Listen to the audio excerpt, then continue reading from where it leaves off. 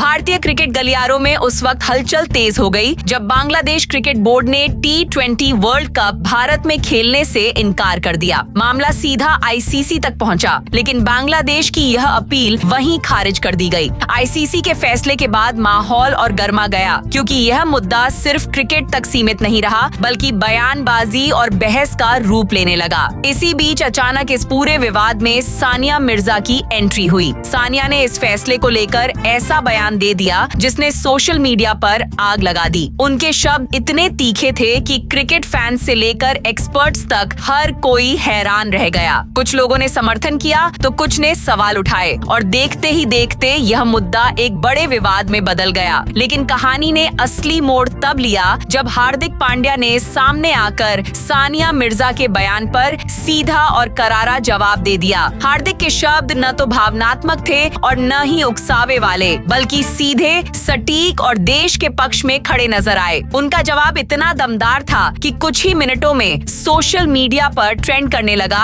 और पूरा भारत खड़े होकर सलाम करता दिखाई दिया। अब सवाल यह है कि सानिया मिर्जा ने ऐसा क्या कहा था जिसने यह विवाद खड़ा कर दिया, और हार्दिक पांड्या ने ऐसा क्या जवाब दिया जिसे सुनकर फैंस ने एक सुर में समर्थन किया। इन दोनों के बीच हुई पूरी बहस, बयान की हर लाइन और उसके पीछे की पूरी कहानी आपको इसी वीडियो में देखने को मिलेगी, इसलिए अंत तक हमारे साथ बने रहिएगा। लेकिन उससे पहले अगर आप भी हार्दिक पांड्या के फैन हैं तो वीडियो को जरूर लाइक कीजिए और कमेंट में बताइए कि आपके हिसाब से रोहित शर्मा, हार्दिक पांड्या और विराट कोहली में से कौन सबसे महान खिलाड़ी है। चलिए अब बिना समय गंवाए सीधे चलते हैं इस पूरे विवाद की पूरी रिपोर्ट की ओर। दोस्तों, इस बार का T20 वर्ल्ड कप शुरू भी नहीं हुआ, उससे पहले ही विवाद चलने शुरू हो गए। बांग्लादेश क्रिकेट बोर्ड कभी कहता है कि हम भारत में इस बार T20 वर्ल्ड कप खेलने के लिए नहीं आएंगे, तो ICC उनकी इस अपील को खारिज कर देता है। और दोस्तों, ये सब शुरू होता है मुस्तफिजुर रहमान के चलते विवाद की वजह से। जी हाँ दोस्तों, मुस्तफिजुर रहमान को इस साल कोलकाता नाइट राइडर्स की टीम ने IPL ऑक्शन में 9 करोड़ 25 लाख का खरीदा था। और दोस्तों, मुस्तफिजुर रहमान से उम्मीद लगाई जा रही थी कि वो अंतिम के ओवरों में कोलकाता को जीत दिलाएंगे, लेकिन दोस्तों BCCI के फैसले ने ये साफ कर दिया था कि कोलकाता की टीम मुस्तफिजुर रहमान को मौका ना दे और तुरंत रिलीज करे, क्योंकि दोस्तों बांग्लादेश में जो हिंदुओं के ऊपर अत्याचार किए जा रहे हैं दिन पे दिन, उनको वहां से भगाया जा रहा है। BCCI ने इस मामले को सख्ती से देखा और दोस्तों तुरंत बांग्लादेशी खिलाड़ियों को बॉयकॉट कर दिया। और अब IPL खेलते हुए बांग्लादेश के प्लेयर्स भी नजर नहीं आएंगे, क्योंकि दोस्तों पहले पाकिस्तान IPL नहीं खेलता था और अब बांग्लादेश भी IPL नहीं खेलेगा। और आपको हम बता दें कि T20 वर्ल्ड कप पर इसीलिए विवाद छिड़ा क्योंकि बांग्लादेश क्रिकेट बोर्ड ने तुरंत कहा कि हम इस बार T20 world cup security reasons के चलते भारत में नहीं खेलेंगे। और दोस्तों आप तो जानते हैं कि BCB ने ये फैसला